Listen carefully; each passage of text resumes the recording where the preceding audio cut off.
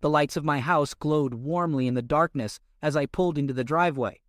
It had been a long, grueling business trip, and all I wanted was to hold Patricia, my wife, in my arms, pour myself a stiff drink, and sleep for a week straight. Imagine my surprise when I found the front door unlocked. Patricia must have forgotten to bolt it, I thought, shaking my head with a smile. Little things like these made her all the more endearing to me. I opened the door quietly, hoping to surprise her. The house was silent, and the lights dimmed, indicating she was probably asleep. I walked to our bedroom, my heart filled with warmth and love. But as I pushed the door open, that warmth turned into a bitter cold. Patricia, my Patricia, was in bed with Ethan, my best friend Ethan. The sight of them together was like a punch to the gut. My mind swirled, unable to comprehend the scene before me. But the sound of my sharp intake of breath jolted them awake.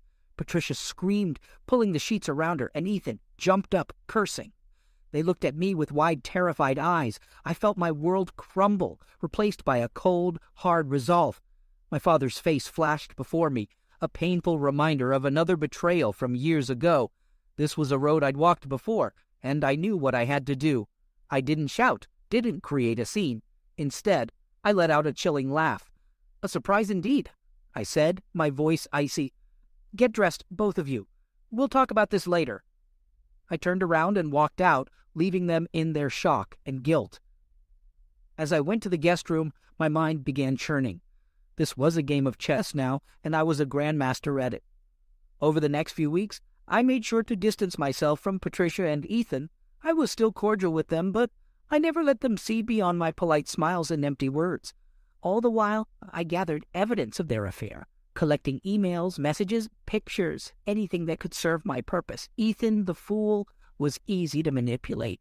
I knew his weaknesses well, greed and ambition. So I introduced him to a lucrative investment opportunity, a sure-shot way to multiply his wealth. The catch? It was a fraudulent scheme, but Ethan, blinded by the prospect of quick money, didn't see through it. Patricia, on the other hand, was battling her own demons. I could see the guilt eating at her, making her restless. She wanted to confess, but I played on her fears. If Ethan finds himself in any legal trouble because of this investment, I might be able to help him, I assured her, so she kept her secret and I kept mine. As Ethan's financial situation worsened, I stepped in as the benevolent friend, offering him a loan. The only condition? He had to put up his shares in a tech company as collateral. He was hesitant, but the fear of going bankrupt pushed him to agree. Patricia finally confessed, her face pale and her eyes full of tears. I put on a shocked expression, pretending to forgive her. I convinced her that we should help Ethan out of this mess. She agreed, and with her own savings, bought the shares from Ethan at a throwaway price. Then the fraud was exposed. The investors were left penniless, Ethan among them. The legal implications of his involvement ensured he couldn't recover his financial standing. Patricia was left with nothing but the plummeting shares of the tech company. Finally, I revealed my knowledge of the affair. Patricia's face went ashen as I outlined my meticulous plan of revenge, how I had exploited their weaknesses and used their own sins against them. "I'm filing for divorce, Patricia," I told her, my voice void of any emotion. "But, Martin," she stuttered, but I cut her off. "No more lies, Patricia, no more deceit. You made your choices, and these are the consequences."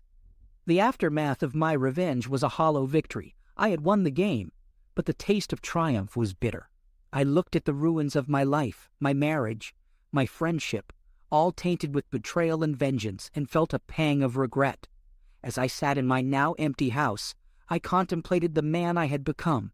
I had allowed my heart to be poisoned by revenge, just like my father all those years ago. But I wasn't going to let this define me. I wasn't going to be a prisoner of my past. So I decided to start anew. I sold my house, my cars, everything that served as a reminder of my old life. I resigned from my successful law firm, leaving behind a career that had defined me for the longest time. But I wasn't afraid. I knew I could rebuild, make something better of myself. I moved to a different city, one where nobody knew me or my past. I used my wealth to set up a non-profit law firm, helping those who couldn't afford a good lawyer. It was my way of seeking redemption. of righting the wrongs I had done. As I worked tirelessly for my cause, I found a sense of peace that my revenge had never brought me. I realized that it wasn't vengeance that I had been seeking, but justice. Justice for a young boy who had been scarred by his father's infidelity, for a man who had been wronged by the ones he loved. And in that pursuit of justice, I finally found my purpose, my salvation. I may have been a man marked by betrayal and vengeance, but I was not going to let that be my end. Story 2. I never thought I would find myself in this situation. My name is John, and up until recently, I had what seemed like the perfect life. I was a software engineer, working at a reputable company, and I was married to Emily, the love of my life. We had a comfortable home, good friends, and everything seemed to be going well. Emily, a fitness enthusiast, dedicated a significant amount of time to her workouts. She frequently attended gym sessions with her personal trainer, Mark. At first, I didn't think much of it. I encouraged her to pursue her passions, to stay healthy and active. But as time went on, I began to notice subtle changes in her behavior. She became distant, spending more time away from home, and was unusually secretive about her activities. Small signs that might have gone unnoticed by others, but not by me. I couldn't put my finger on it, but something didn't feel right.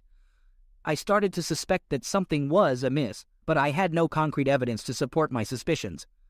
One day, while searching for something in Emily's car, I stumbled upon a folded piece of paper. Curiosity got the better of me, and I opened it. It was a handwritten note from Mark, her personal trainer. The contents of the note suggested a romantic relationship between them. Shocked and heartbroken, I felt like the ground beneath me was crumbling away. I couldn't ignore this revelation. I needed to know the truth. So I made up my mind to gather evidence and confront Emily. I had to be sure before I confronted her. I couldn't simply accuse her without concrete proof. It was a painful decision, but I knew it was necessary to unveil the truth. I decided to take matters into my own hands and set up a hidden camera in Emily's car. It was a risk, invading her privacy like that, but I couldn't bear the uncertainty any longer. I needed to see the truth with my own eyes. Late at night, while Emily was asleep, I carefully installed the hidden camera in her car. It was discreetly positioned, ensuring that it wouldn't be easily detected. With a mix of anticipation and dread, I activated the camera and began the painstaking wait for the evidence I desperately sought. Days turned into weeks, and I lived in a constant state of anxiety, wondering if my suspicions were true. Every evening, I would retrieve the memory card from the camera, eagerly anticipating what it held. And finally, the moment of truth arrived. I sat in my dimly lit room, heart pounding in my chest as I watched the recorded videos. My hands trembled as I fast-forwarded through mundane moments, hoping to find something that would confirm or deny my suspicions. And then, there it was, a video that shattered my world. I watched in agony as the intimate moments between Emily and Mark unfolded before my eyes. The pain I felt was indescribable. It was as if a knife had been driven into my heart, twisting and turning with each betrayal captured on that screen. The person I loved and trusted had deceived me in the most profound way. The nights became sleepless and the days turned into a fog of despair. I couldn't fathom how Emily could have done this to me, to our marriage. Anger and betrayal coursed through my veins, fueling a burning desire to confront her and expose her infidelity to the world. Fueled by a mixture of anger and betrayal, I couldn't keep the truth to myself any longer. The evidence I had gathered was too powerful to ignore. It was time for Emily to face the consequences of her actions. The opportunity presented itself when I learned that Emily was scheduled to give a crucial presentation at her workplace. It would be a high-pressure situation with her colleagues and superiors in attendance. I knew it was the perfect moment to confront her and reveal the evidence of her affair. As the day arrived, I mustered up every ounce of courage I had left. I walked into the building, my heart pounding with anticipation and nerves. The presentation had already begun when I discreetly made my way to the back of the room, ensuring I had a clear view of Emily. She stood confidently at the front, her voice steady as she delivered her carefully prepared speech. But her facade of innocence was about to crumble. With sweaty palms and a voice trembling with emotion, I approached the front of the room, holding the evidence in my hands. As I stood beside Emily, The room fell silent, and all eyes turned towards us. "Emily," I said, my voice quivering with a mix of pain and anger, "I have something to show you all." I revealed the hidden camera footage displaying the closeness between Emily and Mark for everyone to see. Gasps of disbelief echoed through the room as her colleagues stared at the screen, their jaws dropping in shock. Emily's face turned pale, her eyes wide with a mixture of fear and guilt. She stuttered, attempting to form words that could somehow justify her actions, but it was too late. The room erupted in a chaotic mixture of whispers, gasps, and murmurs. Emily's carefully constructed facade had shattered, and the truth about her infidelity was laid bare. Her professional reputation and personal integrity were forever tarnished. As I walked out of the room, a whirlwind of emotions consumed me. I felt a strange combination of relief and heartache. The pain of the betrayal was still fresh, but the burden of carrying that secret had been lifted. The truth was out, and Emily could no longer hide from the consequences of her choices. In the aftermath of the confrontation, I made a decision that would further unravel the lives of those involved. I sought out Mark's wife, Lisa, driven by a need for solace and justice. She deserved to know the truth, just as I did. Lisa was a woman who had been betrayed by her own husband, deceived by the same web of lies that had entangled me. It was a painful conversation, filled with tears and shared anguish. I revealed the truth about Mark and Emily's affair, laying bare the painful reality that had been kept hidden from her. The revelation shook Lisa's world to its core. The foundations of trust and love that she had built her life upon had crumbled beneath her feet. She faced the difficult task of deciding how to move forward, whether to salvage her marriage or to part ways with a man who had shattered her heart. The fallout from the affair extended beyond Mark and Emily's personal lives. It rippled through their families, their friends, and their professional networks. The betrayal had caused a wave of upheaval, exposing cracks in relationships that had once seemed unbreakable. As for me, I had made up my mind. I could no longer continue in a marriage tainted by lies and betrayal. I filed for divorce, determined to sever all ties with Emily and embark on a new chapter of my life. The divorce proceedings became a battleground, where emotions ran high, and every decision felt like a personal attack. The division of assets became a source of contention, as we fought tooth and nail to protect what we believed was rightfully ours. The once seemingly happy couple was now locked in a bitter legal battle, each side trying to claim victory in their own way. But amidst the chaos and animosity, there were moments of clarity. I realized that fighting over material possessions would only prolong the pain and delay the healing process. I had to shift my focus towards my own well-being and rebuilding my life from the ground up. With the support of my friends and family who stood by my side unwaveringly, I started to rebuild my shattered sense of self.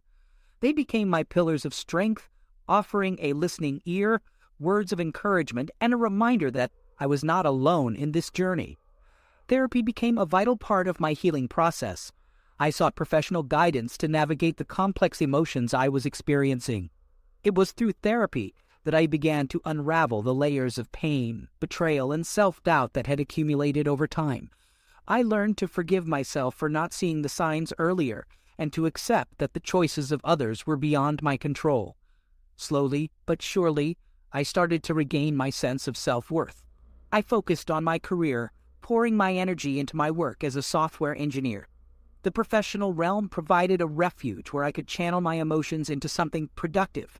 It gave me a sense of purpose and accomplishment, allowing me to rebuild my confidence one project at a time.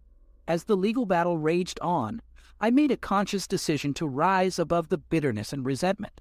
I refused to let the betrayal define me or dictate my future.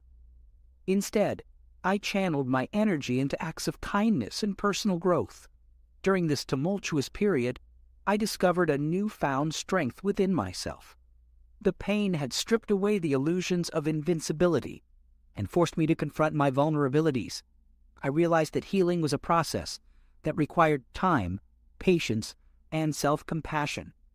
But just when I thought my heart had become impervious to love, a glimmer of hope entered my life. It came in the form of a compassionate and understanding woman named Sarah. We crossed paths unexpectedly, and a connection sparked between us, an understanding born from shared experiences of heartbreak and betrayal. Sarah became my confidant, my rock, and my source of solace. She understood the wounds I carried as she had her own battles to fight. Together, we embarked on a journey of healing and growth, supporting each other through the highs and lows of our respective recoveries. As the legal proceedings finally came to an end, the divorce was finalized. It marked the closing of a painful chapter in my life, but it also signaled a new beginning, a chance to reclaim my happiness and redefine my future. With Sarah by my side, I started to embrace the concept of self-discovery. I engaged in activities that brought me joy, pursued hobbies that had long been neglected, and surrounded myself with positive influences. I traveled to new places, immersing myself in different cultures and expanding my horizons. As time passed, the scars from the betrayal began to fade. They served as a reminder of the resilience I had developed and the lessons I had learned along the way. The pain transformed into wisdom, guiding me towards a path of self-acceptance and personal growth. And then one day, as if by fate, I stumbled upon a new chapter in my life. I met a compassionate and understanding woman who mirrored the love and kindness that Sarah had shown me. Together, we embarked on a journey of mutual support, understanding, and the restoration of faith in love and trust.